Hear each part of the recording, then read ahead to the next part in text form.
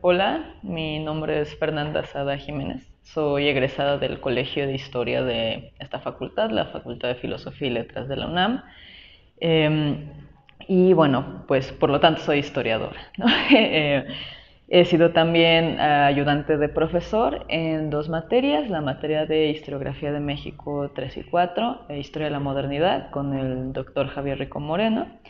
Y he estado también en algunos proyectos de divulgación, como el podcast de Historia Platicadita, además de haber participado en el Festival Medieval de Guanajuato. En pocas palabras, mi campo es la historia, mi objeto de estudio pues es todo lo que tenga que ver con la historia, pero en específico el alimento o los alimentos o el hecho alimentario en la historia y a través de la historia.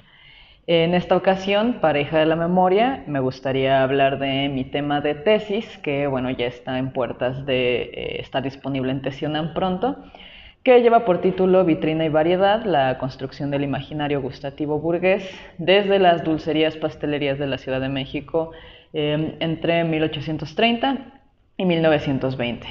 Es un tema que ya llevo un tiempo trabajando, ya pues bueno, ha llegado a su término la investigación y bueno, pues es un tema con el que pues he tenido que discutir mucho, he tenido que investigar por distintas vías y pues surge de un interés en particular por el comer o el degustar en la ciudad.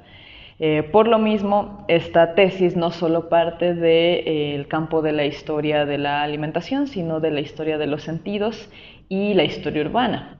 Es la intersección de tres corrientes con diferentes métodos, con diferentes perspectivas, que pues confluyen en una explicación sobre cómo se degustaba en las dulcerías pastelerías de la Ciudad de México. ¿Por qué utilizo el término dulcerías pastelerías?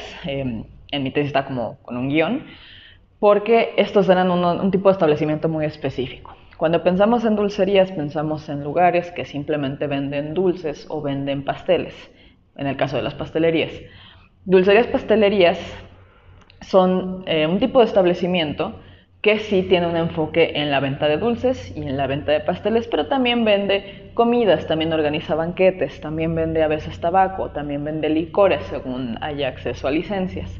Incluso en algunas ocasiones pueden fungir también como un café o pueden fungir también más como un restaurante. En realidad eran establecimientos muy eclécticos, tenían diferentes ramos, tenían una gran variedad de objetos y de productos, la mayoría importados, y lo que la caracterizaba era precisamente eso. Eran establecimientos que no necesariamente tenían espacios de consumo como mesas o sillas, sino que más bien eran lugares de paso, en su mayoría, con productos importados, con énfasis en dulces y pasteles. Además hay que considerar que para la legislación de fines del siglo XIX, la dulcería y la pastelería se consideran como parte de un mismo ramo legal y por lo tanto pues son establecimientos digamos que se dedican a los productos de importación. Lleva por título Vitrina y variedad porque lo que caracteriza la degustación en estas tiendas es el hecho de que uno como transeúnte de la Ciudad de México puede acceder a toda esta variedad, siempre y cuando tenga los medios económicos para hacerlo. Y vitrina porque, dado que la tesis está enfocada en el estudio de la ciudad y el estudio de los sentidos, a mí me interesa estudiar la confluencia. Uno de esos elementos que permiten estudiar esa confluencia es la vitrina, porque la vitrina en realidad es una suerte de intermediario sensorial entre el espacio de la calle y el interior de la dulcería. Uno puede, digamos, imaginarse cómo se siente comer y degustar dentro de la dulcería pastelería desde la calle. Es una de las pocas instancias donde tenemos a lo gustativo insertado en la retórica visual de la calle. Por eso es muy interesante estudiar las vitrinas también.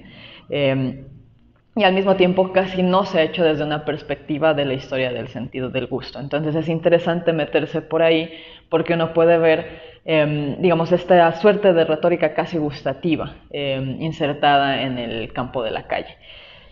También yo he buscado estudiar este tipo de establecimientos porque es un modelo que en realidad dura apenas un siglo. Empieza más o menos en 1830 con las primeras noticias en periódicos de las dulcerías pastelerías, más concretamente la primera de todas la tenemos en 1827 y termina más o menos hacia 1920 con un quiebre masivo de dulcerías, sobre todo a partir del conflicto de la Revolución Mexicana. Por lo demás, no es que este tipo de lugares se hayan mantenido estáticos durante todo su espacio de funcionamiento, sino que hubo cambios constantes en cómo uno asociaba algo delicioso, si pudiéramos darle un nombre, dentro de estas tiendas. En un principio, cuando apenas iniciaban, se trataba de la novedad, de los productos nuevos que llegaban a la Ciudad de México, y lo que caracterizaba este degustar era que uno podía probar cosas que no había probado antes, ¿no? Entonces hay mucho énfasis en los productos que llegan a la Ciudad de México y que no se habían visto antes en la ciudad, como en una dulcería, por ejemplo, se menciona que son los primeros en traer los petit fours o pequeños hornos, que son pasteles pequeños, a la Ciudad de México. Hay mucho orgullo por traer la novedad.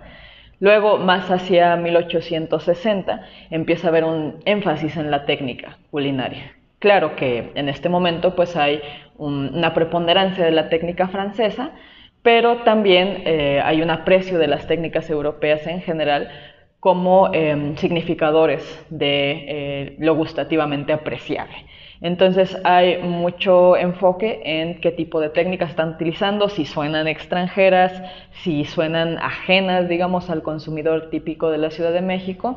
Y por lo mismo, pues en este periodo tenemos muchos migrantes franceses que están abriendo tiendas, más de lo que habíamos visto, por ejemplo, en un primer periodo como el de 1830. Hacia 1880 a esto se le añade otro factor que es las reformas que se hacen a partir del Consejo Superior de Salubridad en la Ciudad de México. Hay una serie de legislaciones que se están haciendo con respecto a la higiene, con respecto a la venta pública, con respecto a regular sobre todo las posibilidades de tener epidemias o enfermedades que surjan a partir de la contaminación de las calles, y por lo tanto pues esto confluye también con la prohibición de ciertos modos de venta pública. Y bueno, los establecimientos aprovechan este tipo de legislaciones para además decir que sus dulces, aparte de cosmopolitas y nuevos, aunque digamos el asunto de la variedad baja un poquito, de la novedad baja un poquito hacia 1880, también está el asunto de que son higiénicos, son limpios, se fabrican sin casi la intervención de las manos. Dado que pues ya hay mecanismos para empezar a producir dulces sin la intervención directa del trabajo manual.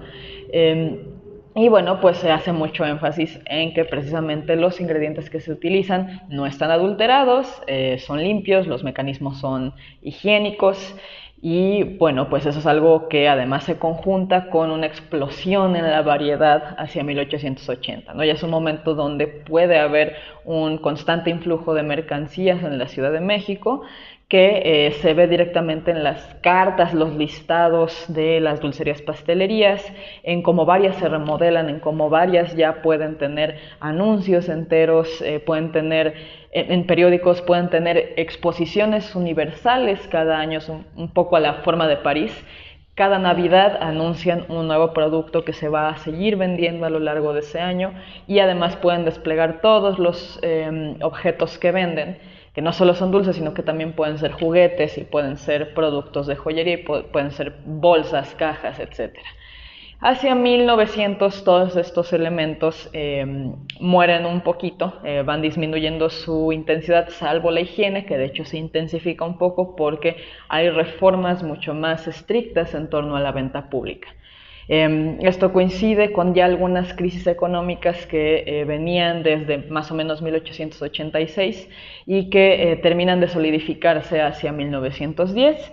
De modo que mantener dulcerías se vuelve cada vez más complicado. Son lugares muy suntuosos, muy llenos de ornamentos, las técnicas pues requieren un cierto nivel de conocimiento por parte de los cocineros, necesitas instrumentos, necesitas insumos, y por lo tanto cada vez los gastos se vuelven más difíciles de mantener para las dulcerías, al grado de que varias empiezan a quebrar hacia 1910 por deudas, por pues distintas cuestiones económicas, incluso por cuestiones como que hay desgaste en los mismos establecimientos, hay incendios, hay de repente algunas fallas y bueno, pues la manera en la que se puede concebir la gustatividad para estas épocas es sí, todavía hay un mantenimiento de esta suerte de status quo del consumo de las clases altas en la Ciudad de México, todavía se busca mantener esta posibilidad de acceder a una gustatividad europea a través de las tiendas,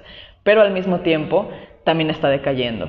Y aquí también entra algo interesante, que es que hay algunas tiendas que sí consiguen anteponerse ante pues esta serie de dificultades y lo que buscan es obtener máquinas de producción masiva en términos relativos porque es 1910. Estas máquinas permiten producir cada vez más productos como panes o dulces a mayores cantidades, con mayor velocidad, entonces empezamos a ver un giro en el tipo de adjetivos que se utilizan para definir lo gustativo. Si en 1880 se definían los dulces como finos y exquisitos y delicados por el tipo de técnicas que se utilizaban, muy centradas en meter aire a los dulces a través de técnicas de envolvimiento, digamos, como todavía había resabios de trabajo manual, se podían hacer trabajos más delicados. Para 1910, el uso de máquinas hace que haya más adjetivos como fresco y caliente, porque los productos se pueden producir con más constancia e incluso se pueden consumir al momento. Esto sobre todo se va a ver en pastelerías, dado que bueno, con los dulces empieza a ser muchísimo más complicado el trabajo del azúcar. Y bueno, esto evidentemente también confluye con la insistencia en que se están usando cantidades masivas de ingredientes. Y bueno, ya pasando, digamos, a la cuestión sobre cómo historiar los sentidos, es una cuestión francamente difícil, porque uno no puede historiar como tal los sentidos.